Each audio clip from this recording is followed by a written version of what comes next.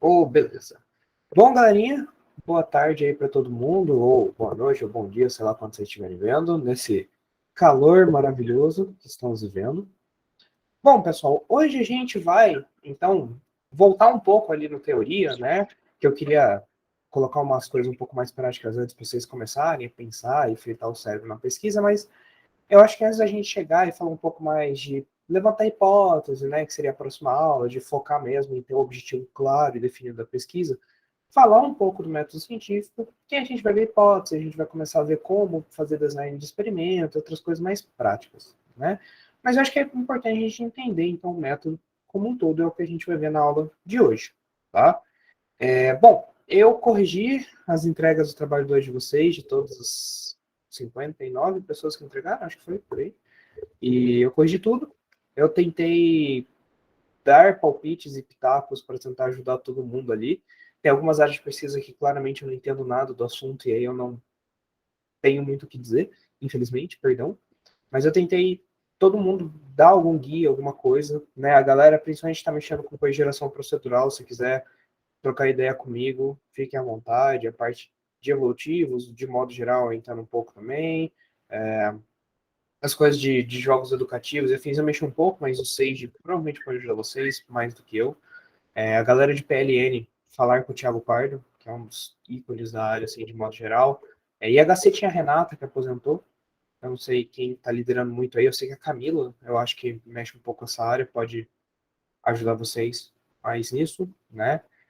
Pessoal de Deep Learning, aí vai depender muito da aplicação. Tem vários professores que mexem um pouco com isso no instituto, então é meio difícil de guiar, assim, ser uma aplicação muito concreta, né? Que mais? Processamento de imagem, essas coisas, Moacir, claro, falem com ele, né? Ele ajuda bastante, manja bastante essa parte. Esqueci de algum tópico? Acho que esses foram os que eu lembrei, assim, que eu vi bastante. E segurança geralmente é Karim, cara, que mexe com isso aqui, né? Então, é a única professora que eu acho que pode dar um help para vocês e manja bastante, né? Mas de modo geral, galera, eu acho que foi bem legal, né? Eu acho que vocês fizeram um bom trabalho. Eu acho que a grande maioria das pesquisas estão bem encaminhadas, certo? Então, claro que tem a galera que já está fazendo C, já está no meio do projeto e tal, dá para perceber que está bem mais adiantado, mas mesmo a galera que não estava com nada muito encaminhado, está fazendo um trabalho legal para pensar num tema, para pensar qual é o tipo de pesquisa que se encaixa, então qual é o trabalho que vai guiar, né? E muita gente acabou perdendo um pouco de nota por falta de atenção a detalhe que, tipo, eu pedi para falar dos tipos, né? Eu pedi para encaixar melhor, e aí a gente não citou o tipo, deu um resumo da pesquisa, do tema geral, o que é bem legal, tá ótimo, mas, assim, não foi exatamente o que eu pedi, então eu tive que descontar um pouco de nota por faltar isso, né? E teve gente, poucos casos, que ainda parece que tá bem cru no, no que pretende fazer, assim, tá numa área, só falando da área super geral, mas não pensou ainda em aplicação, não pensou ainda o que fazer ou não, né? Eu já soltei, tá tanto no Disciplinas quanto no Discord. Eu deixei lá nos dois, nota de noite. Tá na abinha de nota do Discord e no Disciplinas também eu soltei lá. Relaxa. Mas sim, de modo geral, todo mundo mandou bem, né? E qualquer coisa, perguntem, né? Tem algumas pessoas que eu ainda marquei, tipo, que eu lembro de alguns artigos que eu li que podem ajudar, principalmente a galera de educação e afins. Eu lembro de alguns papers, me mandem mensagem depois para lembrar de procurar e mandar para vocês os servers que eu tinha visto. De gamificação e também de sistema funcional inteligente e afins. Mas, assim, de modo geral, galera, acho que está todo mundo no caminho legal. Né? Essa disciplina é para vocês tentarem pôr a mão na massa e pensar em projetos, não precisa desenvolver um sistema no fim de semestre, nem nada, mas eu quero que vocês pensem cientificamente. Né? Eu quero que vocês pensem como elaborar um projeto. É isso que eu quero principalmente. E isso precisa ter, pelo menos, o trabalho, né, de pensar bem no projeto, de definir, de ler, de dar uma olhada nas coisas, de tentar criar um caminho, mesmo que seja algo que vocês não vão, de fato, implementar até o fim, mas pelo menos definir isso teoricamente, escrever sobre isso, treinar a escrita, né, galera? Teve gente que entregou umas coisas que estavam bem mal escritas, né? Dá para ver que a pessoa escreveu na pressa. Galera, essa disciplina aqui, principalmente, a gente vai focar muito em escrita das coisas. Não vai poder entregar assim. Né? No terceiro exercício eu já coloquei para ter uma formatação específica, porque cada um entregou de um jeito, né? Teve gente que entregou print do Notion, ou se não entregou o documento sem dar nome, né? Tipo, no documento não tinha o nome da pessoa nem nada. Galera, cuidado com isso. Né? Principalmente método científico, vocês têm todo um rigor de escrita. Claro que eu não passei, então eu não fiquei cobrando quanto a isso, né? De modo geral, mas assim, tem que tomar cuidado, tá? E, bom, e atividade 3 eu acho que eu consegui configurar nas disciplinas para ter a avaliação de vocês depois. Né? O que eu quero não é que vocês deem nota para o coleguinha nem nada, mas sim deem uma olhada depois, eu vou tentar atribuir para cada um dos outros. E aí, importante, Discord, coloquem lá os seus temas, né? Caso alguém mudou de pesquisa, alguma coisa que eu vou usar aquela planilha e os grupos do Discord para distribuir essa correção. E o que eu quero para revisão, depois que terminar a entrega, né, eu vou atribuir para cada um uma entrega, e eu quero que vocês teçam comentários construtivos sobre aquela entrega. Então, se você souber de um outro artigo que pode ser interessante, coloca lá no feedback. Se você acha que tem alguma coisa que está escrito confuso, que você não conseguiu entender, cita isso, né, para a pessoa melhorar a reescrita, esse tipo de coisa, tá, pessoal? Só essa parte de revisão mesmo, né, de saber dar feedback nas pesquisas dos outros, que é muito importante para fazer a sua pesquisa também. Não é só fazer pesquisa, mas também avaliar a pesquisa dos outros, pensar criticamente, ver como melhorar. Então, isso tudo faz parte da atividade. Beleza? Bom, pessoal, acho que tranquilo. Alguém tem alguma dúvida muito urgente dos exercícios 2, alguma coisa assim? Muita coisa, tranquilo? Belezinha? Então, é isso aí. Bom, galerinha, o método científico, né? Primeiro vamos revisar rapidinho o que a gente falou que é ciência, porque tá, o método científico é o método que a gente usa para fazer ciência, né? Mas o que é a ciência? Então, se a gente pegar, por exemplo, o conceito de Anderegg, né? A ciência é um conjunto de conhecimentos racionais, certos ou prováveis, obtidos metodicamente, sistematizados, certo? Tem todo um sistema para chegar nele, verificáveis e que fazem referência a objetos de uma mesma natureza, tá? O Trujillo Ferrari tem um conceito que também agrega isso, né, que é a ciência todo o conjunto de atividades, de atitudes e atividades racionais, dirigidas ao sistemático conhecimento com objeto limitado. Né? Então, eu tenho conhecimento sistemático, ao qual eu estou me dirigindo, estou apresentando o meu conhecimento, né, minhas atividades ali, para um sistema todo de conhecimento, eu estou agregando a esse sistema, por isso que eu até comentei em algumas entregas do exercício 2 que por mais que eu já tinha falado na aula passada o objetivo, mas galera, eu quero aprender com essa pesquisa. Legal, bacana, fico feliz se vocês querem aprender, mas como um processo científico, você quer agregar o sistemático do conhecimento, né? Você vai aprender ao longo do caminho, mas o tema da sua pesquisa, o objetivo da sua pesquisa, né? Tudo que você faz na pesquisa tem que pensar em agregar ao sistemático do conhecimento humano, né? A gente tem que pensar que o que a gente está fazendo é para aumentar o conhecimento universal da humanidade, não algo só pessoal, né? A gente não pode focar como objetivo pessoal, porque o objetivo primário da ciência é dar conhecimento para a humanidade, certo? Então isso é muito importante da gente ter em mente, tá? E o objeto limitado, estou focado naquilo especificamente que eu estou estudando, porque é impossível estudar tudo, certo? E eu posso submeter a verificação, que é super importante. E aí, né, galera, a ciência de computação é parte de um tipo de ciência que a galera costuma chamar de ciência factual.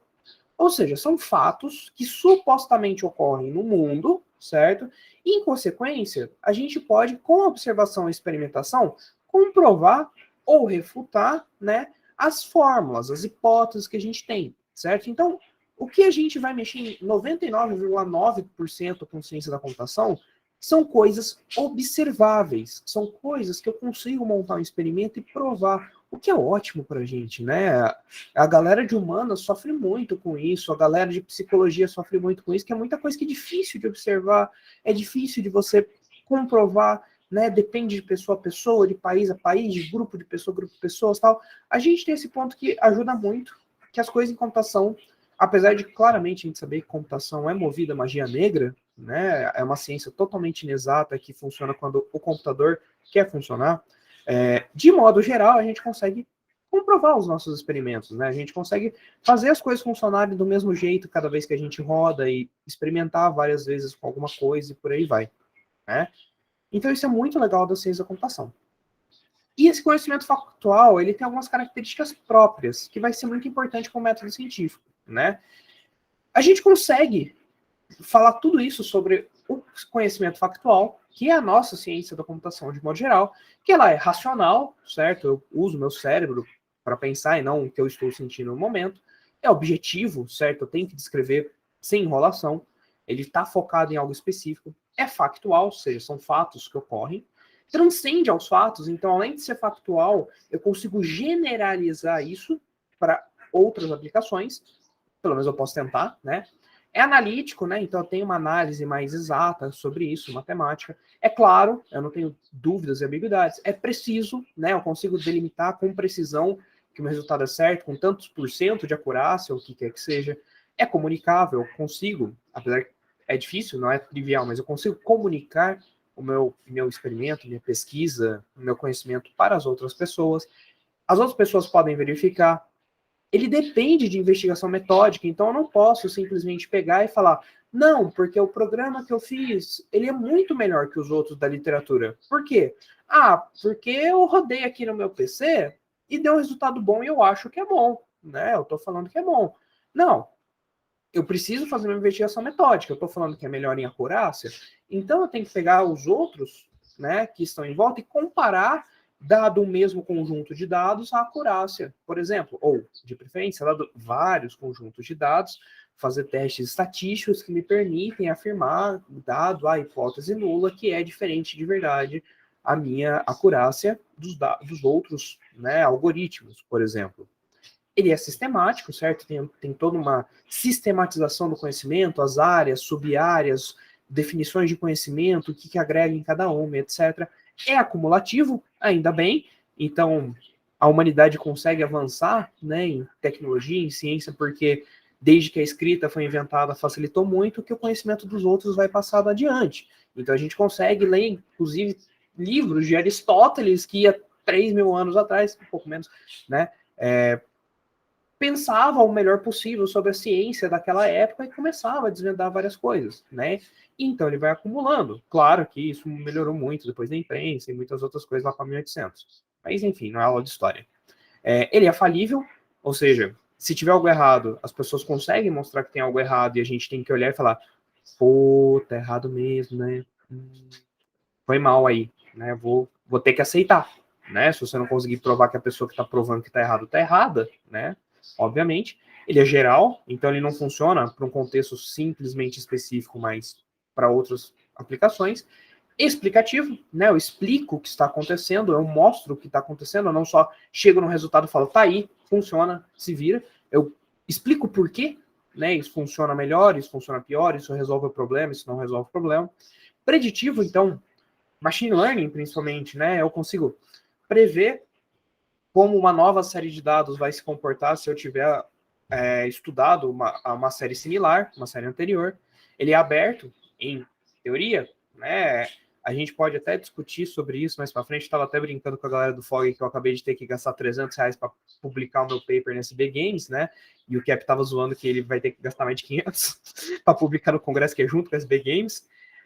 É aberto, né? Mas claro que tem problemas, né? No quão aberto é, mas aberto no sentido de que qualquer pessoa com uma base mínima, né, de conhecimento consegue entender uma certa pesquisa. Claro que quanto mais a gente vai em publicações, né, científicas, o público-alvo são outros pesquisadores da área. Porém, né, aquela pesquisa pode ser passada para as pessoas como uma divulgação científica, de modo que qualquer pessoa com o mínimo de conhecimento, né, científico e afins consiga entender, certo? Eu consigo ler papers, sei lá, de medicina e entender vagamente o que está acontecendo, por mais que eu não tenha uma formação de medicina, mas eu tenho uma formação científica, eu tenho uma base de literatura, então é nisso que a gente está falando de aberto, tá? E útil, que é meio variado, claro, que é útil para uma pessoa, pode não ser para outra, mas de modo geral, a pesquisa científica, né, principalmente factual, ela precisa ser útil, tá, pessoal? Então, quando a gente está falando de fazer uma pesquisa, galera, A gente está falando de tudo isso, né? A pesquisa de vocês, nossa, de todo mundo que é um pesquisador, precisaria, né, atender a todos esses critérios, e geralmente atende. Né? Para ser uma pesquisa de qualidade, precisa atender a esses critérios, tá? Belezinha, galera? Alguma pergunta vocês querem fazer sobre isso aqui, sobre esse slidezão aqui? Tá tranquilo? Beleza, então, hein? Belezinha. Bem, e como a gente chega nisso? Agora sim, a nossa metodologia, né? O nosso método científico. Então, a finalidade da atividade científica é a obtenção da verdade, por intermédio da comprovação de hipóteses que, por sua vez, né, as hipóteses são pontes entre a observação da realidade e a teoria científica que explica essa realidade, tá?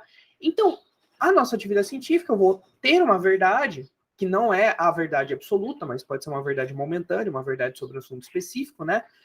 Que essa verdade eu consigo pelo quê, né? Comprovando hipóteses, certo? E essas hipóteses vão ser a ponte do que eu estou vendo do mundo real e da teoria científica, né? Que está tentando explicar essa minha realidade, tá? O método em si, é o conjunto das atividades sistemáticas e racionais, ou seja, as partes do sistema e preciso usar a razão para fazê-las, né? Que com maior segurança e economia, certo? Então a gente não fica gastando coisas aleatoriamente, permite alcançar o objetivo de conhecimentos válidos e verdadeiros, traçando o caminho a ser seguido, detectando erros e auxiliando as decisões do cientista. Ou seja, né, o que é isso? O método científico são várias atividades que partem de um sistema em que a gente usa a razão para fazê-las e que elas permitem, né, com uma certa segurança e com economia de tempo, de recursos e afins, alcançar um objetivo de conhecimentos que sejam válidos, né, que consigam ser comprovados e verdadeiros, né, que refletem a verdade do mundo atual que eu estou observando, e que traça um caminho, ou seja, vai mostrar não só o resultado, mas como eu cheguei a esse resultado, e podendo detectar os erros, né, que eu posso ter cometido no caminho para chegar lá. Então ele facilita eu ver que tem alguma coisa errada e acertar ela antes de eu perder muito tempo, né? E auxiliando nas minhas decisões como cientista, tá? Eu peguei esse diagrama, adaptei do livro da Marconi e da Lakatos, porque vocês sabem, fluxograma e ajuda muito o diagrama que elas tinham lá, que era bem perdidão, né, a dar um pouco mais sentido usando um pouco de fluxograma aqui na nossa computação. Então a gente começa, geralmente, a nossa pesquisa, né, a partir de um problema, uma lacuna que a gente achou, algo que está faltando, certo? Se esse problema já tem uma explicação clara, definida na literatura, ótimo. A gente vai diretamente para procurar os conhecimentos ou instrumentos relevantes para eu resolver esse problema, tá? Às vezes, não está muito claro na literatura esse problema, essa lacuna, né? Então a gente precisa ainda abordar uma colocação precisa do problema. É um problema, por exemplo, que o Kep estava comentando do trabalho dele, que é tentar fazer ficar mais barato algumas coisas de imagem, né, de obtenção de imagens, que é um problema que a galera que está lá no primeiro mundo pesquisando isso atualmente nunca sentiu. Mas a gente aqui que tem que deixar os dois rins para conseguir um equipamento desses, tem um problema. Né? E a gente precisa contextualizar esse problema, então, antes de fato resolver essa solução. Ou, um exemplo que eu tive de problema recentemente, né? Eu quis fazer um algoritmo para gerar proceduralmente inimigos diversos nos jogos. Só que ninguém tinha, de fato, assim, sentado, debruçado para fazer esse problema antigamente na literatura científica, não do jeito que eu fiz. Só que é algo que claramente está faltando, porque jogos não é só botar os hominhos ali para lutar. Em teoria é legal você ter coisa diversa e afins, né? E aí, tipo, eu fico sofrendo, porque eu tenho que falar, olha, tá vendo esse problema? Ele existe, porque não tem um algoritmo que faz isso. E mesmo a galera que está desenvolvendo o jogo faz isso, tá? Então eu preciso primeiro colocar por que isso é um problema, porque toda vez alguém reclama, mas cadê a lacuna específica? Eu não tô achando aqui. E eles têm que falar, cara, tá, beleza, mas eu achei essa lacuna e olha só, eu tô mostrando que no mercado, em outras pesquisas, isso daqui tá faltando, isso é um componente importante, né, para o meu objeto de pesquisa, que são jogos, no meu caso, certo? Às vezes a gente precisa fazer essa etapa anterior, então, tá? E aí, depois que você consegue colocar precisamente o que é esse problema, né? Botar no papel, descrever, trazer fontes que comprovem isso, o que mais você precisar, às vezes até uma, sei lá, uma pesquisação para levantar dados com a comunidade que você está observando, alguma coisa específica, né?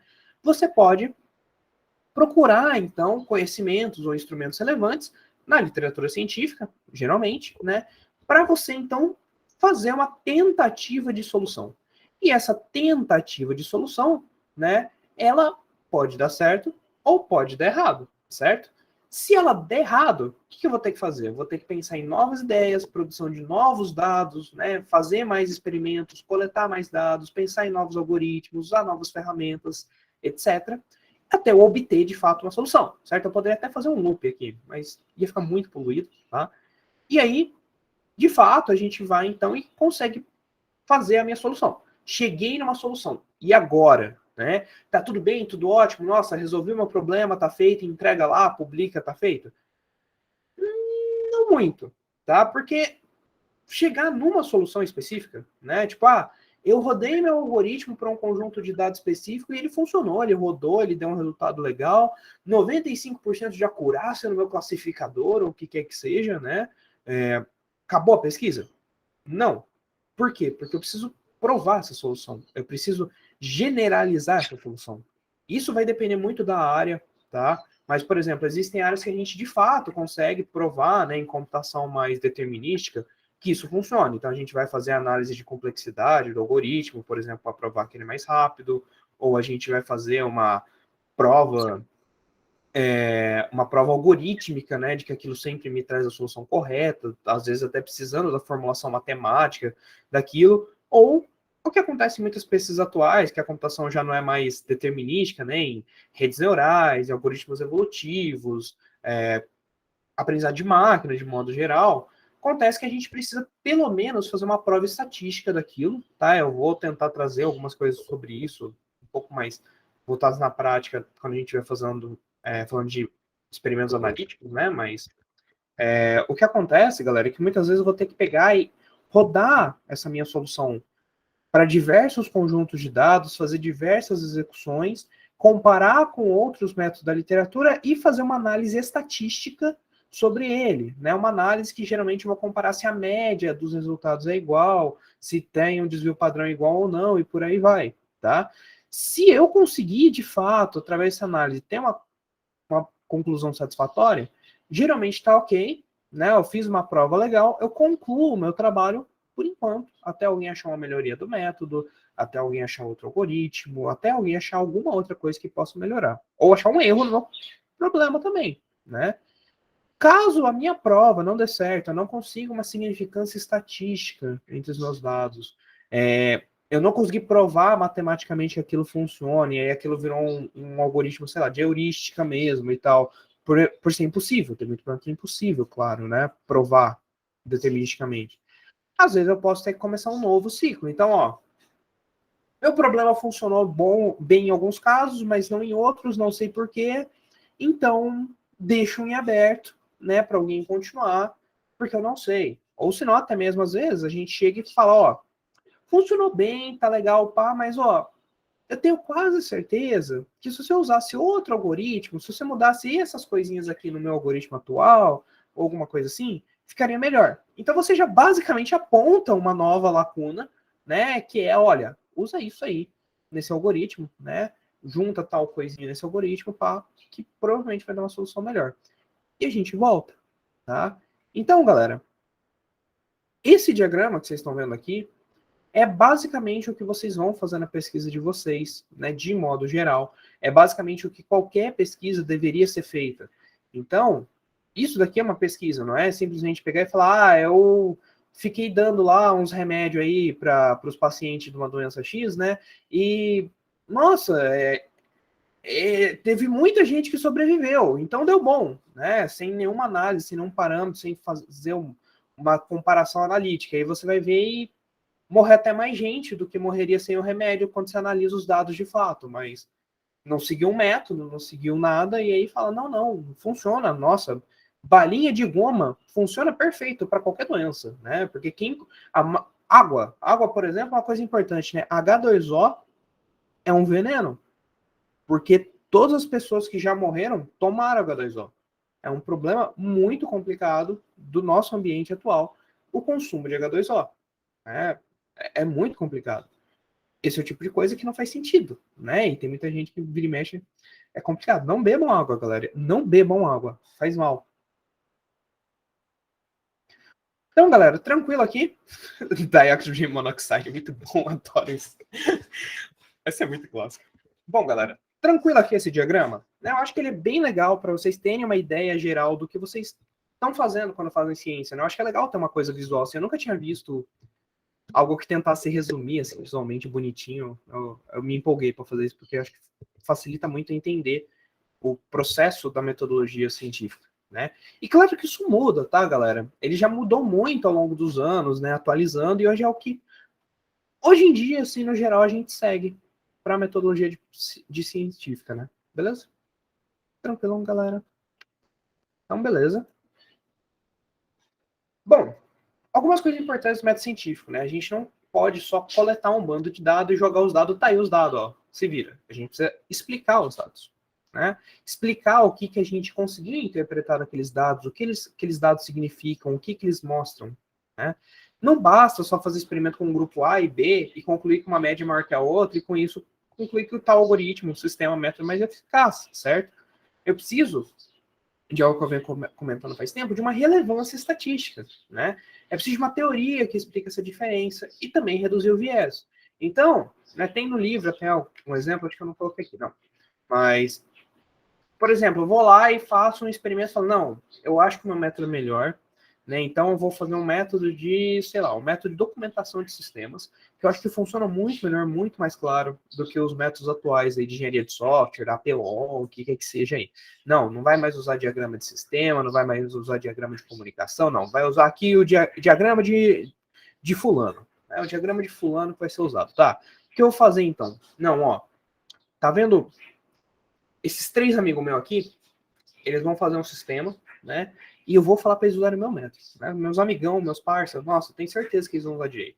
Aí eu vou pegar essas três pessoas aqui, que eu conheço também, vou pedir para elas usarem um outro sistema ali, um outro diagrama ali, para fazer um outro projeto, né?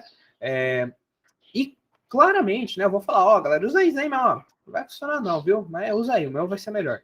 E aí depois eu pego os dados desses dois grupos, né? E eu vou lá e eu avalio e falo, não, ó, tá vendo? O grupo A, eu até fiz um formulário, um questionário, né? Eu fiz um questionário ali, e o grupo A respondeu que é muito melhor o meu método. Então, claramente, o meu método é melhor. Né? Claro, pô, funciona muito melhor. Ó. O pessoal usou e testou, funcionou. Bom, galera, eu espero que vocês tenham noção que isso é totalmente errado de se fazer por vários motivos. E se vocês quiserem comentar quais os problemas do caso que eu acabei de falar, né, para o experimento, seria legal, assim, quem quer comentar o que acha que está de errado nisso daí. São vários erros, vários problemas, várias coisas. Viés, por que viés, Pedro? Né? Qual dos vieses? Tem vários. Se você conduzir uma pesquisa aí, dependendo da amostra a quem você pergunta, pode ter uma certa tendência, né, na resposta para poder favorecer ou não a sua tese, então vai ser problemático. Exato. O Marco também falou de conflito de interesse, né? Que junta um pouco com o viés ao mesmo tempo, né? Porque se eu estou colocando amigos meus, né, que sabem que eu quero que um resultado seja melhor que o outro, né? A gente tem o viés da parte de quem está fazendo o experimento de querer agradar o experimentador, por isso que geralmente quem está sendo avaliado não sabe qual é o objetivo da pesquisa, né? E conflito de interesse, porque são os meus amigos que estão fazendo experiência. Eu preciso pegar pessoas aleatórias, ou o mais aleatório possível, obviamente, né? Que eu preciso fazer. Que mais? Que mais? Tem mais coisas. Tem mais coisas.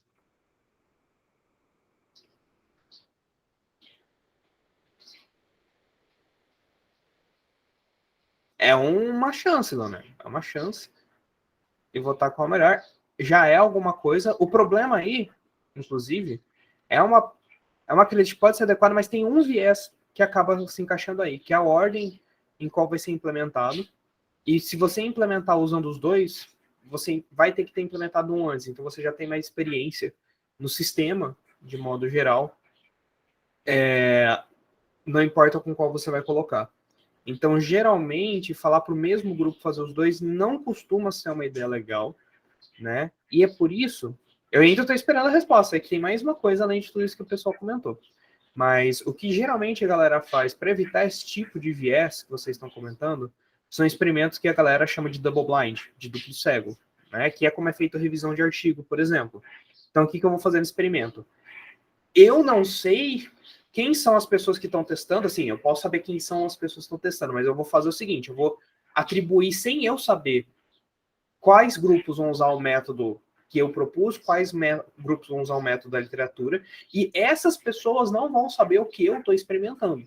Elas simplesmente, eu vou tentar enganar elas, eticamente possível, tá? Não vou enganar por maldade, mas assim, eu vou tentar guiar elas a achar que eu estou avaliando uma coisa e avaliar outra. Isso é uma boa prática, de modo geral.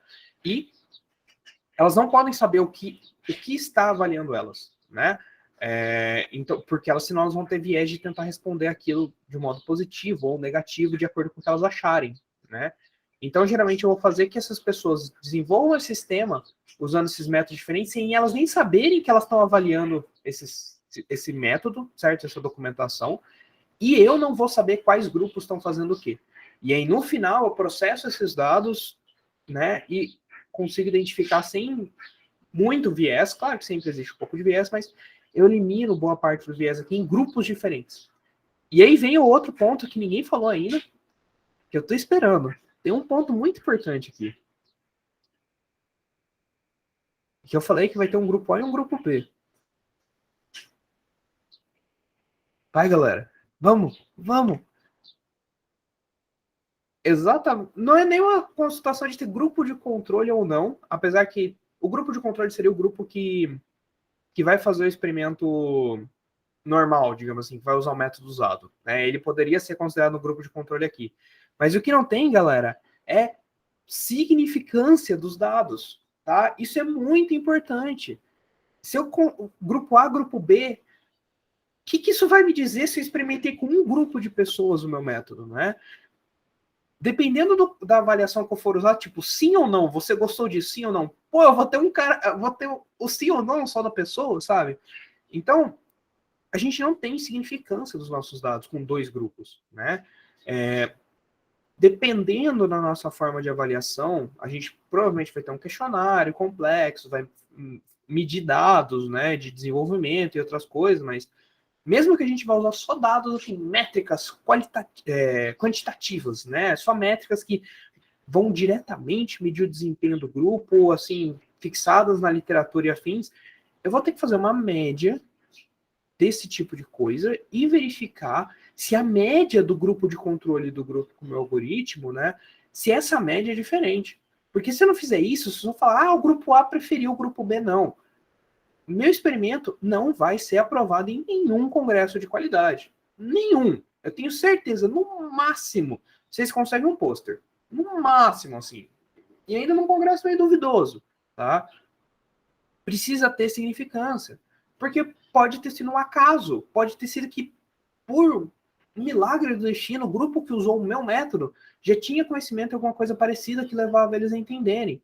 Então, não existe um número certo, a gente vai discutir isso com calma depois e tal, mas assim, o mínimo que eu deveria esperar no caso desses, e é muito difícil de conseguir quando a gente não é um grupo grande de pesquisa, mas o mínimo era pegar 30 grupos, né, usando o meu sistema A e 30 grupos usando o meu sistema B, que é um número mágico da estatística que costuma ser bom bastante, mas assim, é bem mágico mesmo.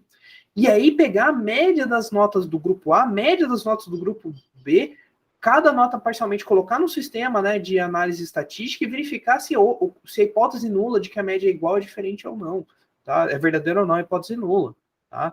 Então, o número, né, os números de dados, a quantidade de dados é muito importante também, tá, pessoal?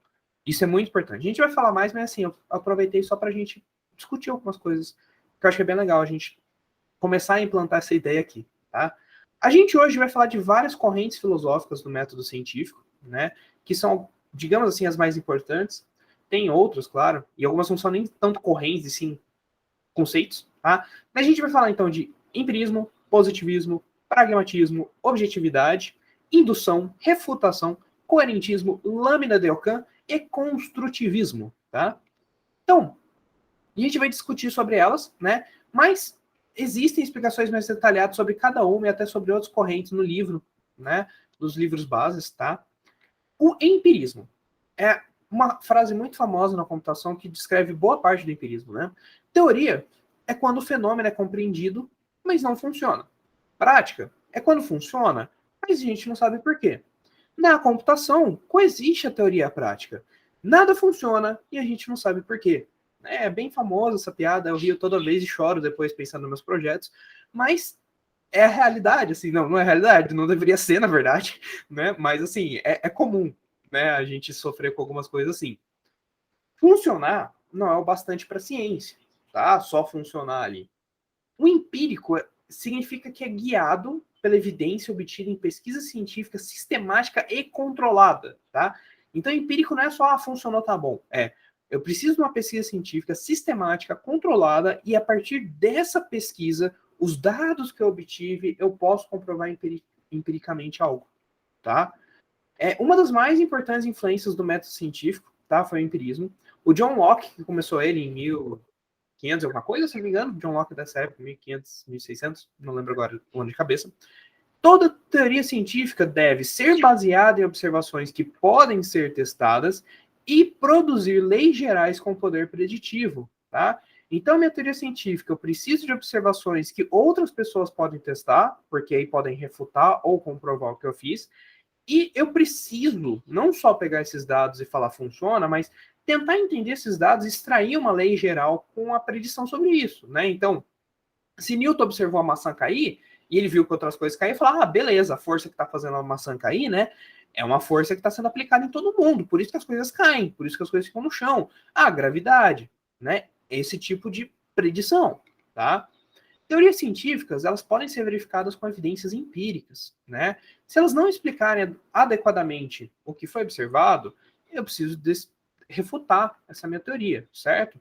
A gente vai ter que descartar e falar, beleza, eu estava pensando besteira, o que eu estou pensando não condiz com a realidade, paciência, bora pro próximo.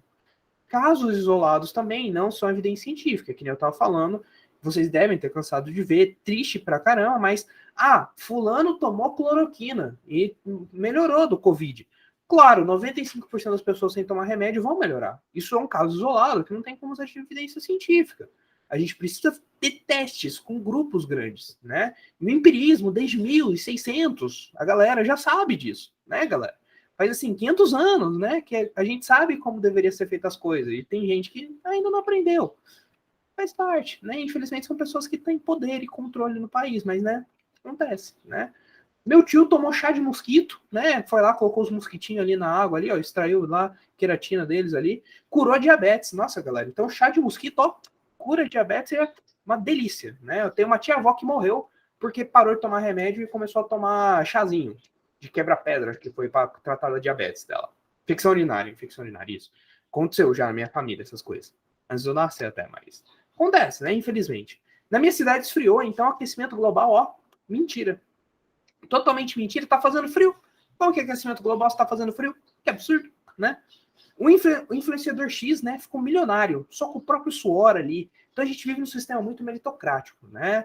Então, assim, pega um caso específico de uma pessoa ali que foi uma variável essa do sistema e ficou multimilionário ali, né? Mas, pô, legal. Então quer dizer que todo mundo consegue ficar milionário trabalhando? Não, né? A gente, não estou fazendo uma crítica, tá? Não sou comunista nem nada assim, mas, assim, obviamente a gente precisa analisar a realidade com fatos. Não é porque uma pessoa ficou milionária que todo mundo consegue ficar milionário trabalhando. A gente tem muito mais coisa por trás do sistema.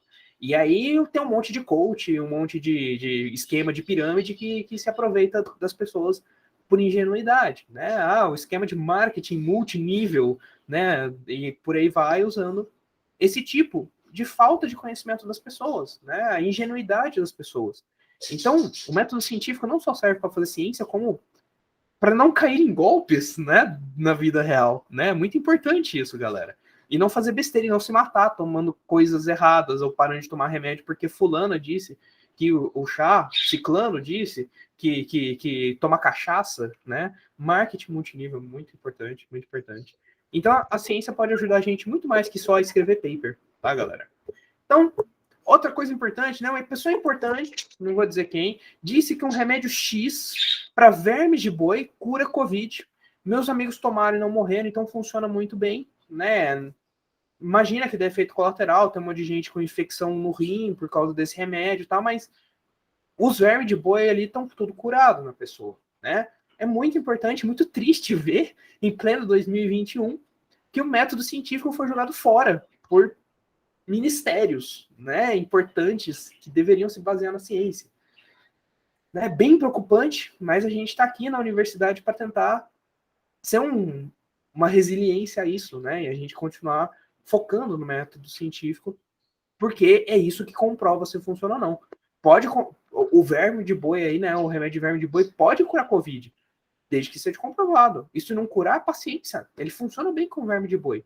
Só que a gente precisa, então, procurar outro remédio, certo? Procurar outra cura, procurar vacinação, que é comprovado que funciona. Isso é ciência, né, galera? Pokerâmide, adicionar amigos para ficar trocando presente de Pokémon GO, verdade, verdade. E aí, galera, né? A computação, enquanto ciência, fundamenta as pesquisas no empirismo, certo? E não no princípio de autoridade. Então, não deveria importar um famoso X, né? O fulano falar que, não, tal coisa funciona, então todo mundo acredita. E sim as pesquisas que aquele famoso fez e funcionou. Por isso que é muito perigoso também, galera, né? Nada contra, acho muito legal o divulgador científico, divulgador de computação, de programação, né? Aqueles gurus e tal. Só que tem que tomar muito cuidado com confiar cegamente em uma pessoa com discurso de autoridade, né? Infelizmente, vira e mexe, a gente vê uma galera, assim, relativamente famosa na internet falando umas besteiras que, tipo, você olha e fala, cara, mas não tem fundamento isso que você tá falando, né? Tipo, as pesquisas mostram outra coisa e a galera, todo mundo concorda. É bem complicado isso, porque ciência não depende de quem falou aquilo. Infelizmente, tem até congressos que acabam aceitando mais facilmente pesquisa de fulano quando vê que é a pessoa X influente da área, porque às vezes é uma continuação, dá para saber com projetos, né? Acontece, infelizmente. A ciência não é a prova. Os cientistas não são a prova, né, de influência de viés 100% do tempo. Infelizmente existe isso, né? E o empirismo, de modo geral, a ciência é uma ótima ferramenta para combater a pseudociência, né? Que são, formalmente falando, teorias exploradas em geral por algum guru, mas que não encontram respaldo empírico. E aí, galera, aqui tem muitos assuntos que podem ser polêmicos, tá? E eu já aviso de cara, pseudociência são coisas que não estou falando que não existem, tá? Não necessariamente as coisas que estão nessa lista aqui são mentiras ou não existem, mas não existe comprovação científica nenhuma que elas existem. Então, você pode acreditar que elas funcionam ou não, mas você não pode comprovar, certo? É no nível de crença, esse tipo de coisa. Então, você pode acreditar, nada te impede, só que você não tem como falar, não, isso real de fato existe, eu posso comprovar que isso existe, isso é verificável, isso é refutável, tem experimentos e afins. E tem muita pseudociência, né? Tem ali, eu deixei o link da Wikipedia. Então, parapsicologia, paranormalidade, de modo geral, astrologia, né? Efeito lunar. Então, que a lua aumenta, diminui as marés, a lua vai ser melhor para você plantar em tal fase lunar a sua horta, né? Triângulo das Bermudas, ufologia, numerologia, terraplanismo, né? Que é uma das que mais está em alta aí, né? Homeopatia, que é outra que gera muita briga por aí, mas não tem comprovação científica.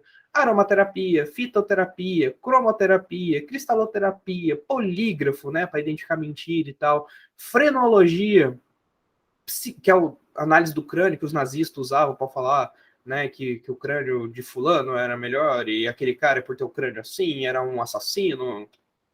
Psicanálise, nada contra a psicanálise, tá? Mas o problema é que não existe evidência científica, inclusive até os psicólogos mais atuais não são muito a favor da psicanálise em si, e sim de outros métodos, tá? Não sou muito especialista nisso, só li coisas sobre. Constelação familiar, que é um assunto que foi em modas, né? Eu nem sei direito o que isso quer dizer, mas é um monte de bullshit por aí.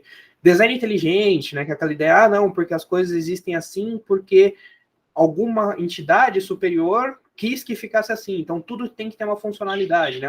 Aí a galera olha o pernilongo e fala, aí, ó, pernilongo só suga o sangue, é burrice, por que alguém inventou isso? Sendo que não foi inventado.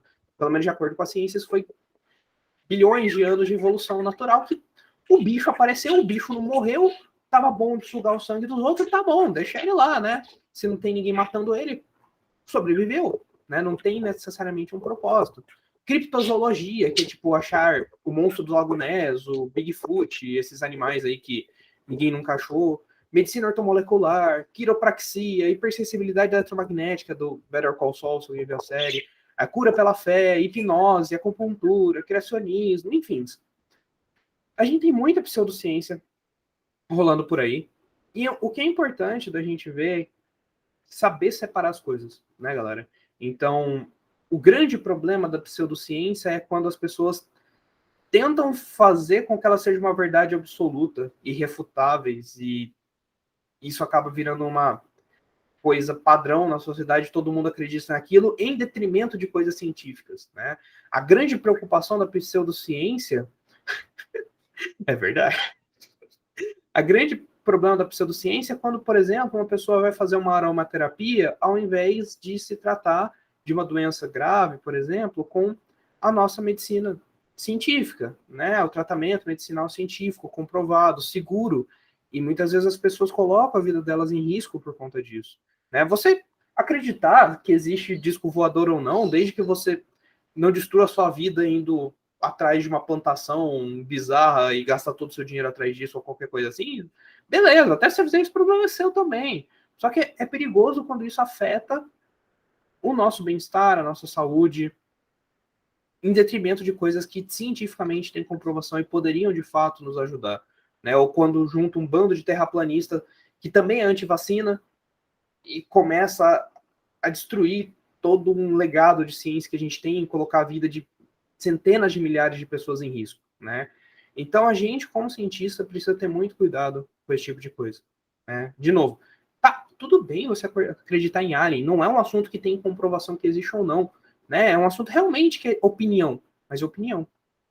Beleza, galera? Isso que é importante para ciência. Não vamos falar que o professor falou que todo mundo tem que ser ateu, satanista, queimar a igreja e tal. Não tô falando nada disso. Nada disso, não tô falando nada para sair atirando em ufologista, qualquer coisa assim. Não. A gente só precisa entender, como cientista, onde cada coisa se coloca. Né? O que é ciência comprovada. Depende muito, Leonardo, do que está acontecendo, do que está sendo colocado, mas, de modo geral, são coisas que ninguém conseguiu comprovar. Tá? Porém, existe uma divisão aí de algumas coisas. Por exemplo, ufologia. Ufologia é claramente uma ciência que ninguém conseguiu provar, certo? Porque a gente não tem dados de aliens para analisar por aí, certo? E aí a gente não tem como observar todo o universo para falar, não, ó, eu olhei todos os planetas e realmente não existe vida neles. Ao mesmo tempo, então, como a gente não consegue desprovar uma coisa ou a outra, isso é realmente uma pseudociência, assim, por falta de experimento. Agora, tem algumas coisas, como homeopatia, por exemplo, né? Terraplanismo. Terraplanismo é uma pseudociência totalmente fake. Né? Terraplanismo você consegue provar, é um culto. Tipo, você consegue provar cientificamente que aquilo não funciona, assim como é uma homeopatia. Tem brigas aí sobre a homeopatia, mas o que a grande maioria dos experimentos, né, que foram feitos com homeopatias tendem a comprovar é que ela funciona como placebo, né? O efeito da homeopatia não é nada mais do que a pessoa se sentir melhor por ter tomado um remédio que acha que vai funcionar, que é o placebo, né? Você dá um remédio de farinha e funciona, tá? Então existe esse tipo de coisa que foram feitos experimentos e não conseguiram chegar em nada, foi comprovado que aquilo não funciona, porém, como é algo famoso, né? Como é algo que pessoas importantes defendem, ou que virou uma coisa cultural em alguns grupos, né, de modo geral, assim, bem culturalzão, assim, as pessoas ainda acreditam, tá? E tentam, dos mais diversos jeitos. Não sei se vocês já viram explicação de terraplanista. Os caras têm toda uma pseudociência paralela tentando explicar como tudo é forjado, como tudo foi inventado e a gente vive num domo, que não dá para atravessar o domo, e aí a câmera corta no foguete porque ele bateu no domo, explodiu e não sei o quê. Os caras vivem numa realidade paralela, sabe? Que assim, Esse é o tipo mais perigoso de pseudociência, né? Quando a pessoa deixa de acreditar na ciência, vai para o negacionismo total, cria um problema de... como é que fala? Eu esqueci o nome específico disso, mas ela basicamente ela deixa de enxergar a realidade de tanto que ela se afundou numa crença falsa, né? Esquema de pirâmide de pseudociência. É por aí, sabe? Tipo, é o... Nossa, eu esqueci de realzão a palavra que eu queria.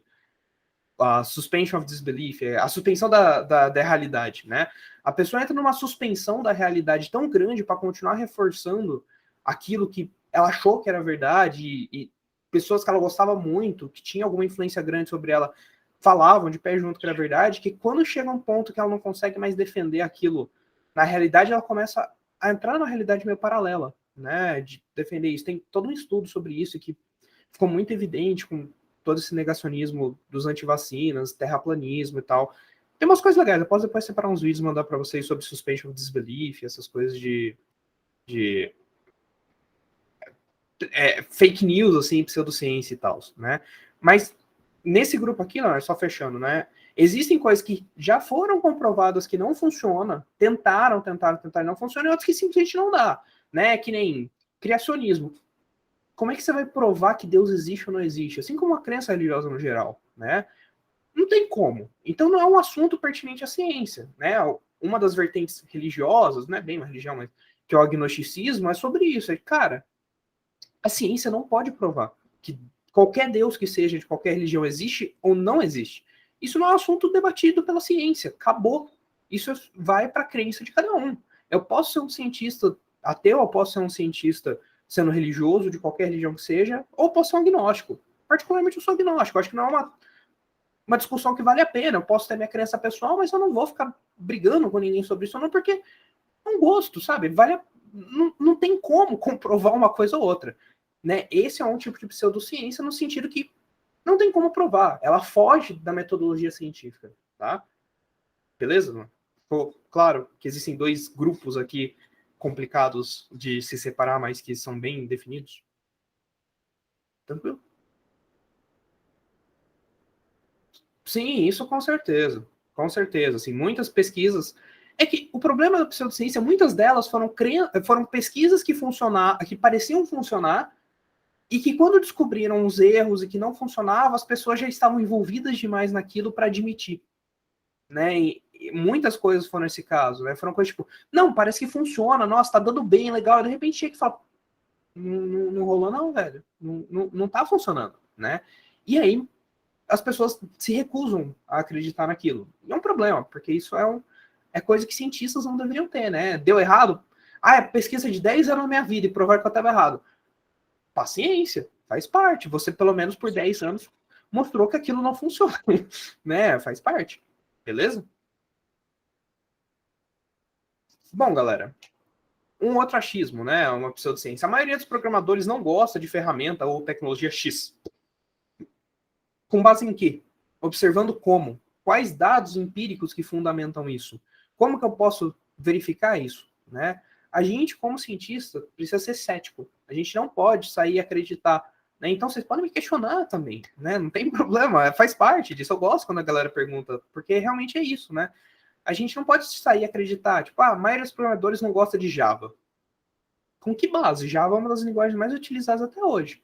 Né? É uma linguagem que funciona bem para algumas coisas e que é testada, é comprovado, sabe? O que você está dizendo como gostar ou não gostar? Né? O que você está dizendo como preferência? Então a gente sempre precisa ficar discutindo essas coisas e tentando entender como que a pessoa chegou no resultado, tá? Positivismo agora. O que é positivismo, né, pessoal? Ele propõe que a ciência tem que se basear em valores humanos, né? Então a ciência não tem que lidar com teologia, com misticismo, com metafísica, o que agrupa boa parte das pseudociências até. Augusto Comte foi um dos seus fundadores, e que ele diz que a ciência não nega, por definição, a maioria das crenças populares, religiosas ou não. Mas a gente só pode afirmar alguma coisa sobre elas se elas forem testadas pelo método científico, que é o que eu vim discutindo com vocês até agora, né? A gente não pode provar que alien existe, mas também a gente não consegue provar que não, né? Nada pode ser afirmado sobre eles ainda. É uma questão em aberto. Se um dia a gente conseguir evidências que comprova a existência de alienígenas, de fato, perfeito, a ciência vai olhar e falar, cara, beleza, alien existe, tá ótimo. Se a gente conseguir um dia observar, de fato, todos os planetas do universo, né, para olhar e falar, não, de fato, não existe vida além do planeta Terra, a gente olhou tudo, a gente fez a experimentação, não tem como, né? Perfeito, ótimo, não existe alien, né? Não tem o que fazer, estamos sozinhos no universo. O que é improvável, tem várias coisas teóricas que mostram que é improvável ou não, mas não dá para afirmar, certo? Só provável ou improvável. Mesmo vale para temas ocultos, né, religiosos, paranormais e afins. Posso provar que fantasma existe ou não? Até hoje não conseguimos. Algo que mede nem ter certeza que a gente já olhou todo o espectro eletromagnético e de interações e afins e que prove que realmente não existe. Só que uma questão que, pelo método científico, provavelmente isso não ocorre, mas não tem como bater o martelo e falar, não existe de jeito nenhum, né? Então, se vocês estiverem falando, não existe fantasma de jeito nenhum, é uma crença, certo? Não é algo que o método científico, de fato, consegue comprovar ou não, né? Isso é verdade, é um bom ponto que o Pedro levantou. E eu adoraria que os fantasmas me explicassem como isso acontece. Essa seletividade de permeabilização de materiais. Ele usa o chakra nos pés. Boa. Ele usa o chakra nos pés. Faz muito sentido agora. Aí, agora a gente está tendo uma metodologia científica para explicar porque os fantasmas não estão. Ignora, sério, essa zoeira. Mas, bom, o positivismo tende a levar à crença de que um fenômeno pode ser dividido em componentes. Isso é meio discutido, tá? O positivismo tende a levar, né, que a gente pode estudar individualmente cada componente em condição controlada, que é o que a gente também chama de reducionismo, tá? Então, isso funciona bem, tá? Por exemplo, eu vou estudar o funcionamento de um sistema de software de modo geral, e aí eu consigo estudar os módulos, né? Eu tenho um módulo que salva os dados. Eu vou e estudo o módulo que salva os dados. Está funcionando, está testado, está bonitinho, passou nos casos, está no tempo eficiente, tal, beleza. Agora eu vou usar um módulo que, sei lá, que processa aí chamadas do sistema para mandar esses dados. Então eu testo tal módulo, pá. Agora eu vou testar o sistema de roteamento, né? Testo ali, legal, pá. Em teoria, quando a gente junta tudo, né, isso deveria continuar funcionando. É claro que tem casos e casos. Tem sistemas que realmente, se está todos os módulos funcionando e a integração é simples, vai continuar funcionando. Mas, talvez vocês já tenham visto engenharia de software, mas eu acho que boa parte de 020 ainda está vendo APO, mas mesmo em APO você faz diagramas mais modulares do sistema, e não necessariamente, se o seu programa passa por aqueles diagramas, ele consegue passar pelos casos de teste geral do sistema, né? Então, em APO, em engenharia de software, geralmente a gente vê um pouco disso, né? Que, para alguns sistemas, quando a gente junta e integra tudo, precisa de uma nova, como posso dizer, uma nova suite de testes, né? Para comprovar que o sistema de fato funciona como um todo, além de só as partes deles funcionarem, tá? Isso é bem interessante. Isso também funciona para a ciência. De modo geral, eu testar pedaços de um experimento ali, né, pedaços de um ecossistema ali e tal, e falar que funciona mesmo. Mas tem coisa que só funciona quando o todo está reunido. E é bem difícil de testar quando é um caso assim, tá? Qualidade de software, por exemplo, que eu estava falando aqui. A gente pode analisar facilmente as qualidades internas e externas em ambiente de laboratório, né? Os ADs, né? A manutenibilidade, testabilidade, usabilidade, etc. Se alguém está fazendo arquitetura de software com a Elisa, ela fala bastante disso aí. A APO provavelmente ela fala mais um pouco também. A galera de software deve estar falando também. Isso tudo a gente consegue fazer métricas locais, vendo o código, vendo o funcionamento do programa, etc. Mas, se a gente for ver a qualidade de software em uso, por exemplo, segundo uma ISO, né, os padrões, os standards, né, eu só posso avaliar isso usando o software completo. Produz lucro, reduz despesa, mitiga riscos, né? Então, tem coisas que realmente não dá para analisar sem o sistema como um todo. As minhas pesquisas, de modo geral, com jogos, também são um pouco disso. Eu não consigo avaliar se o conteúdo que eu gerei realmente é bom, é legal e tal, só usando métricazinha ali, né, computacional. Apesar que tem gente que pesquisava e publicava isso uns anos atrás, só que a galera começou a aumentar o nível de rigorosidade e falar, não, agora a gente quer ver como isso funciona com o jogador final, com as pessoas jogando, né? Tipo, tá, legal, teoricamente o seu sistema produz umas coisas legais, mas quando a pessoa está lá jogando, né, tá interagindo com o software, ela tá tendo essa sensação? Tá realmente legal para ela ou não? Né? Isso, então é importante que nem tudo dá para colocar numa caixinha e testar separado. O positivismo faz sentido quando a gente tem convicção de que o fenômeno pode ser estudado isolado do contexto dele. Senão a gente usa outras abordagens que a gente vai ver mais para frente, tá? Tranquilo até aí, galera?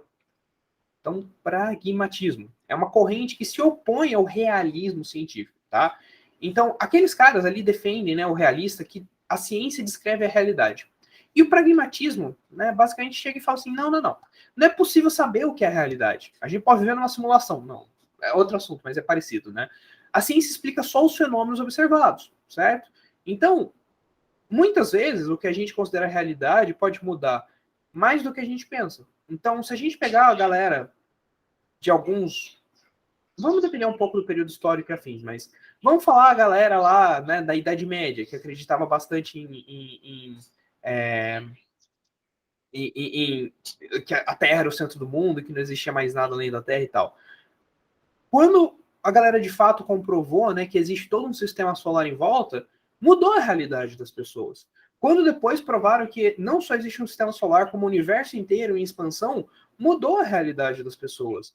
Quando mostraram que não só as ondas, né, que a gente vê com os nossos olhos existem, mas que existem a raio-x, que existem a onda eletromagnética, um monte de coisa, mudou a realidade das pessoas, né?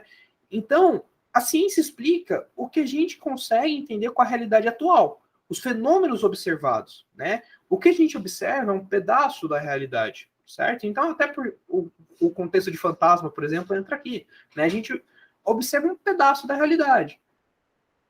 Será que existe além do que a gente está observando? Porque conforme vai passando o tempo, a gente vai vendo cada vez mais pequenas partículas, né? Antes a gente acreditava que o máximo eram células, até mais que células, aí foi células, aí depois foram moléculas, depois foram átomos, agora estamos falando de partículas subatômicas, achando partículas subatômicas cada vez menores e cada vez mais macro. Então, assim, por isso que a gente não pode comprovar ou refutar algo que a gente não pode observar, né? Que não é fenômeno observado, certo? Então, o que importa para a gente é que a gente consiga observar um fenômeno e que ele explique coisas e que tenham previsões consistentes e úteis, tá? Foi isso que o John Dewey, quando ele propôs, né, o pragmatismo, e os outros, né, cientistas e pesquisadores e filósofos do pragmatismo propunham, certo? Desde que funcione e que a gente consiga observar, tá ótimo. A gente não vai falar que essa é a realidade pura e completa e total, porque a gente não consegue provar isso, tá? Não existe um conhecimento absoluto, certo? Toda teoria, toda explicação são aceitos por serem coerentes com os fenômenos observados. Pode ser contradito ou refutado com novas observações. Assim como, por exemplo, a física newtoniana. Quando a galera pegou lá o Einstein, viu a relatividade, a física newtoniana funciona bem para o contexto local do planeta. Quando a gente está falando de velocidade próxima da luz, teoria da relatividade. Aí o Hawking foi lá e comprovou ainda que os buracos negros emitiam radiação e tal, que a galera achava que não e tal. Então essas coisas estão mudando, tá? Encontrar fenômenos que não se encaixam nas explicações atualmente aceitas pode levar a descobertas. São muito importantes a gente ver esses fenômenos que não são explicados ainda. O conhecimento julgado em função da utilidade, também, para o pragmatista. E a verdade científica é aquilo que na prática funciona e serve a algum propósito, tá? Ele pode levar ao relativismo, já que algo pode ser útil para um grupo específico. Tá? Então tem que tomar cuidado com isso, né? O que é útil, o que não é útil, pode depender muito do que você está buscando e do grupo em questão, tá? Mas o pragmatismo é isso, né? É muito focado em o que funciona na realidade, o que funciona para mim tá bom, tá? Aí a gente tem a objetividade. O que é isso, né? Um conceito importante, não é bem uma escola filosófica, mas é um conceito importante que é a possibilidade de que duas pessoas, quaisquer, com um nível aceitável de competência, então assim, eu não vou pegar uma pessoa que tem zero conhecimento de computação e ver se ela consegue replicar ou não essa ideia, mas duas pessoas que têm uma base de computação, por exemplo, que vão avaliar, então, dados, né? E elas podem chegar às mesmas conclusões com os mesmos dados, certo? Isso faz com que não seja necessário opiniões e tenha ali os dados e pronto, certo? E é muito importante quando a gente olha isso o que define algo melhor que outro, né? Se a gente está pensando em objetividade, a gente vive num mundo que muita coisa é relativa, né? E é muito difícil a gente, de fato, chegar e definir objetivamente que algo é melhor que o outro, é pior que o outro, é mais interessante ou menos interessante. Isso é um problema comum, assim, em muita coisa da computação. E por isso que a gente precisa tentar ser objetivo em definir o que é melhor que o outro com métricas objetivas. Né? É difícil, muito difícil, tá? A gente tenta, então, fundamentar essas pesquisas em conceitos obtidos na literatura, trabalhos correlatos, preferencialmente recentes, né? E trabalhos objetivos, empiricamente avaliados. Né? Então, por isso que a ciência, o método da ciência é muito importante, porque a gente vai tentar buscar objetividade em outras coisas que já foram aceitas como objetivas, né? E fundamentar isso para tentar criar um corpo objetivo de análise de coisas que, de modo geral, são relativas, tá? É muito importante, para alcançar a objetividade, realizar leituras críticas, mesmo se o cara for o famoso bambambam da sua área, né? O chefe supremo do que você está pesquisando. Se você vê um negócio que é estranho, duvida. Olhe de novo, lê com calma, pensa se realmente é aquilo. É provável que o cara não tenha errado? É, mas ele pode errar. Todo mundo pode errar. Né? E é importante que a gente pense sempre se realmente aquilo é a melhor solução. Se aquela realmente é a melhor saída. Tá? É importante definir métricas para avaliar as medidas e observações. Né? Por exemplo, conjunto de tarefas pré-definidas pode ser executado por um usuário com um grau específico de treinamento dentro de um prazo determinado. Né? Então, não é simplesmente falar, isso pode ser executado mais rápido. Né? O que é executado mais rápido? Isso pode ser executado melhor. O que é melhor? Então, para avaliar, por exemplo, um novo tipo de metodologia ágil, né, de software, eu defino tais tarefas, coloco vários usuários com um grau de treinamento X, por exemplo, eu posso treinar aquele grupo, né, eu seleciono 50 pessoas, eu treino as pessoas com o mesmo nível de conhecimento ali, eu tento pegar o background delas e tal, passo as mesmas tarefas e dou o mesmo prazo para elas. E aí eu mudo a metodologia ágil padrão dessa minha variação da metodologia ágil. E aí eu consigo analisar com mais objetividade se isso foi melhor ou pior, tá? E as medidas não precisam ser binárias, tá, né? Gostei, não gostei. Ruim, bom. Não. Eu posso ter graus, né? O grau de dificuldade de uma atividade. Eu posso usar o tempo médio do usuário, por exemplo. Então, eu não tenho difícil, fácil. Eu tenho, olha, essa atividade teve um tempo menor, essa atividade teve um tempo maior, essa maior ainda, e por aí vai. Ou, uma coisa que é muito comum, tá? Usar a escala Likert, né? Que é aquela escala de tipo, concordo fortemente, concordo, neutro, discordo fortemente. Ou pode ter 7 itens na escala, ou 11 itens na escala, né? A escala Likert é muito usada às vezes, porque ela é uma medida razoavelmente boa para você avaliar o quanto a pessoa gosta ou não gosta de algo e fazer análise estatística em cima dela depois, né? Sem precisar de sim ou não, certo? Eu preciso observar também a qualidade da definição das métricas. Não adianta usar uma métrica que seja ruim, né, que seja mal definida. O tempo médio para executar uma tarefa é uma boa métrica para facilidade de uso? É o tempo médio em si. Será? Vai depender de muita coisa, que é o exemplo que eu tinha brincado com vocês no começo, né? E o desvio padrão? Né? O tempo médio tá legal, mas será que tem muito desvio? Né? Se o desvio padrão é muito alto, esse meu tempo médio ainda é válido? Talvez não. Quantas pessoas? Eu estou pegando a análise de 2, 3 pessoas ou de 100 pessoas? Né? Qual a diferença entre os níveis de usar? Né? Então, qual é qual a diferença que eu estou esperando nesse tempo médio para falar que é fácil ou difícil? Né? Qualquer diferença para mim está ótimo, eu quero uma diferença significativa de 50% mais longo ou não. Como que eu vou avaliar isso? Né? Então, são coisas importantes da gente pensar. Indução. Indução vocês estão acostumados, né? Por bem ou por mal, com os cálculos da vida, que é aquela ideia, né? A situação que se sustenta em todos os casos observados também deve se sustentar nos que a gente ainda não observou. É muito comum na matemática, eu vou verificar se outros conhecimentos apontam a existência de uma exceção ou não. Né? Então, eu nunca vi cavalos voadores.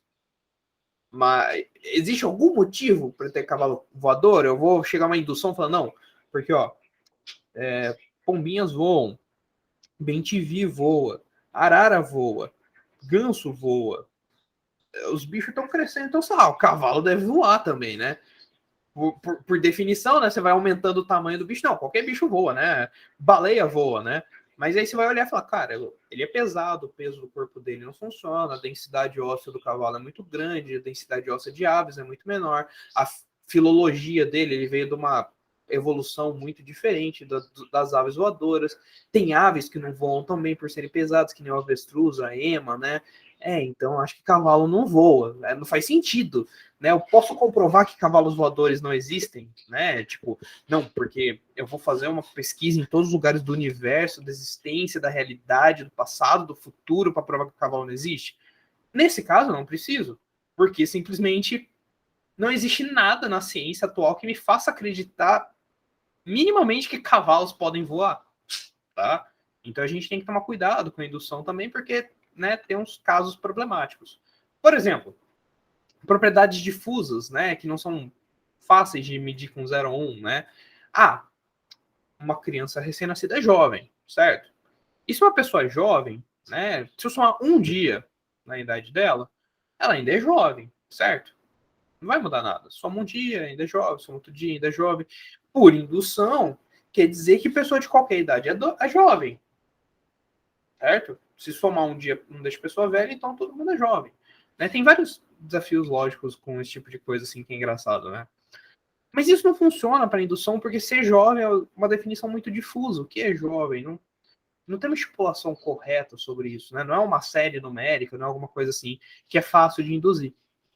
Então tem que tomar cuidado, e muitas pessoas se deixam enganar por esse tipo de argumento de indução errada. Né? Muitas pessoas tentam usar maliciosamente essa indução errada, né, indução de pensamento, para enganar as pessoas e fazer elas acreditarem em coisas que claramente não tem sentido. Tá? Refutação. A refutação legal é a contradição de uma teoria. Né? Então, qualquer teoria que procure explicar fatos observáveis está aberta para ser invalidada, certo? Se ela não for capaz de explicar novas observações, que nem eu estava falando, por exemplo, da teoria da relatividade, que a física newtoniana não conseguiu explicar, então ela pode ser refutada, certo? E aí um estudo de caso pode ser usado para refutar uma regra geral, certo? Então, no caso da relatividade, foi basicamente eles começaram a observar coisas que não funcionavam com a teoria newtoniana e eles olharam e falaram, deu ruim, precisamos de uma nova teoria, certo? Mas é importante que não é qualquer estudo de caso que vai refutar uma regra geral, certo? Você não vai pegar um estudo de caso todo mal feito, que não segue a risca a teoria vigente, que não tem métricas claras para avaliar se funciona ou não, e falar, não, ó, meu estudo de caso refuta, tá bom? Como tentaram fazer com casos de vacina, com casos de medicamentos de Covid, por aí um monte de estudo de caso mal feito, falando, não, ó, tá vendo?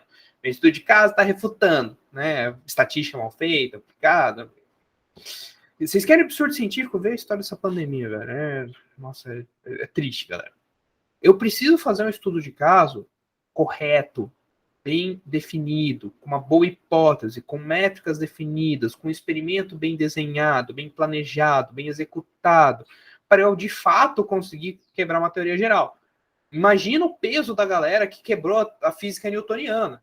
Os caras olharam e falaram, caralho, velho, eu tô falando que Newton tá errado, velho. Como é que eu vou provar que o cara tá errado? Não é fácil, cara.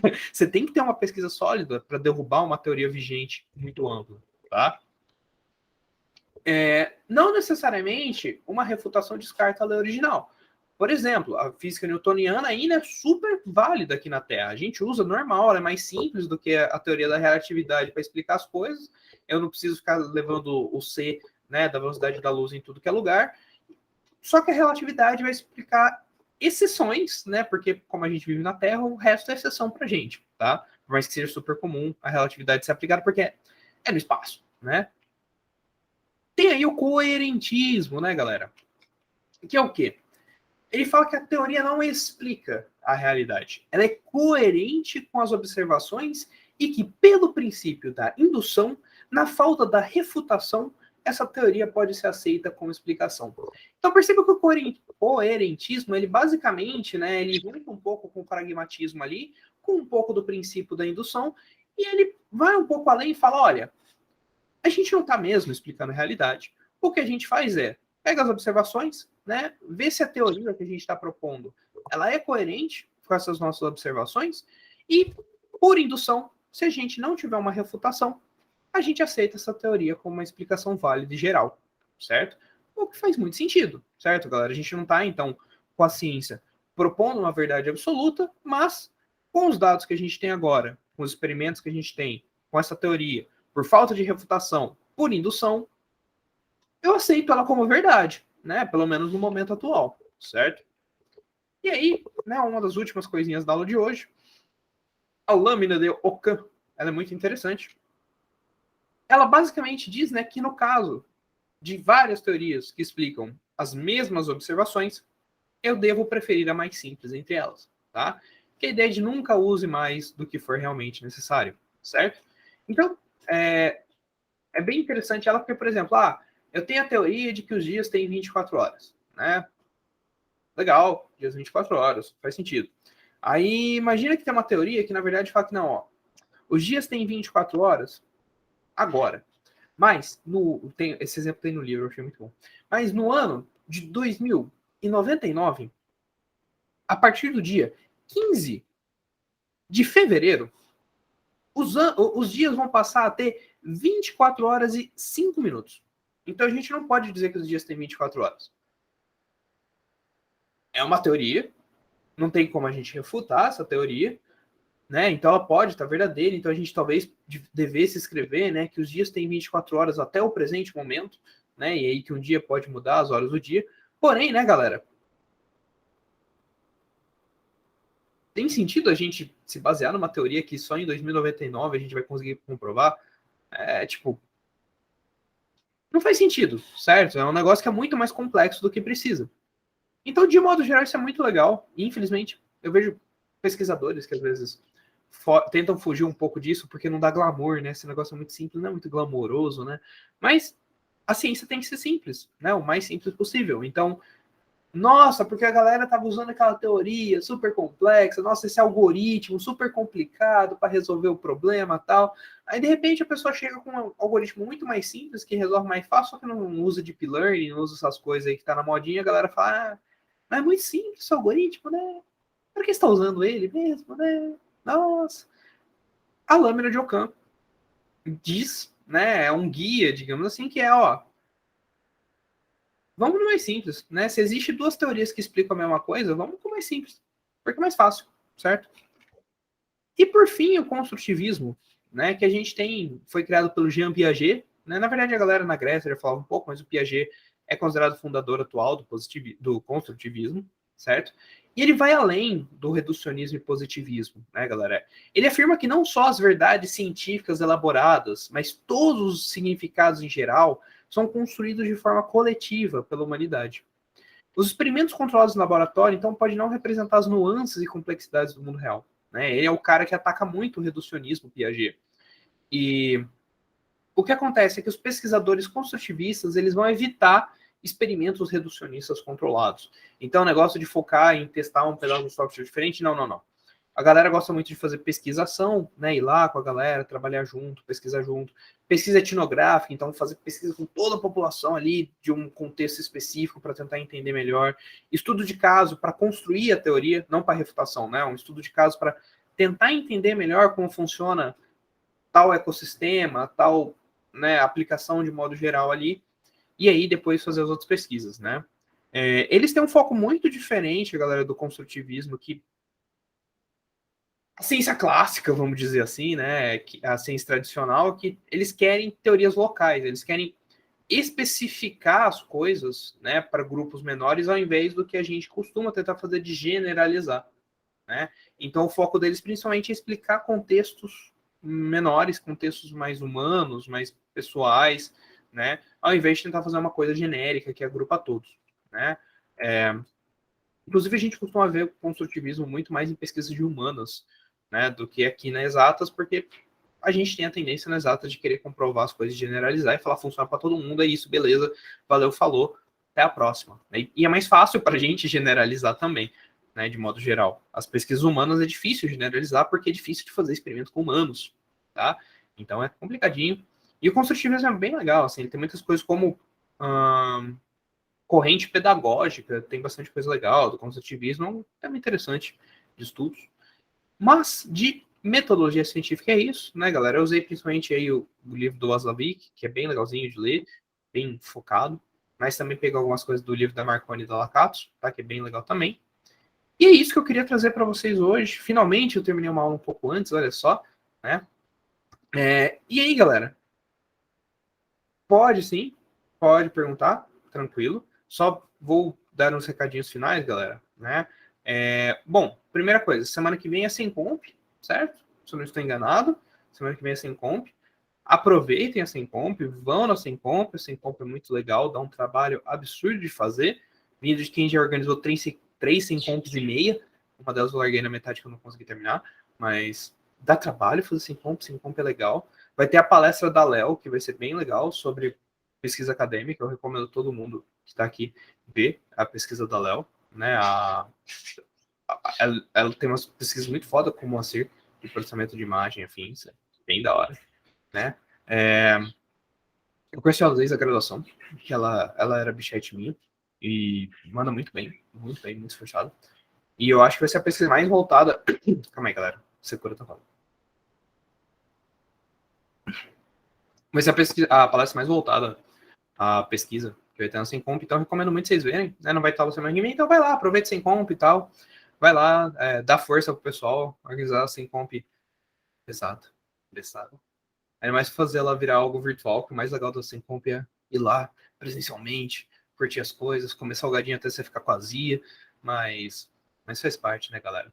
Vai ter os cos pobres aí, muito bom. Participem, Sem Comp é muito legal, galera. Ano que vem, com certeza, vai ser mais legal ainda, presencial, mas é muito legal, né? Pra galera que entrou agora, principalmente, né? Que vai a única Sem Comp que vão ter, a galera 020 também, 2 Sem Comps online. Mas, assim, participem, né? E foquem na revisão da literatura, então tentem. Como pode dizer? Tentem fazer uma revisão legal, tirem dúvidas, usem os grupos, galera. Tem muita gente que não marcou os grupos, ó. As notas estão aqui por acaso. Mas, tem muita gente que tá sem grupo, tá sem colocar os grupinhos rankzinho ali, ó. Estão deixando a galera sozinha, ó. Tem muita gente que tá deixando a galera sozinha. O Cap tá sozinho em jogos aqui. Cadê a galera de jogos? Tem que ir lá entrar nos grupos, tá?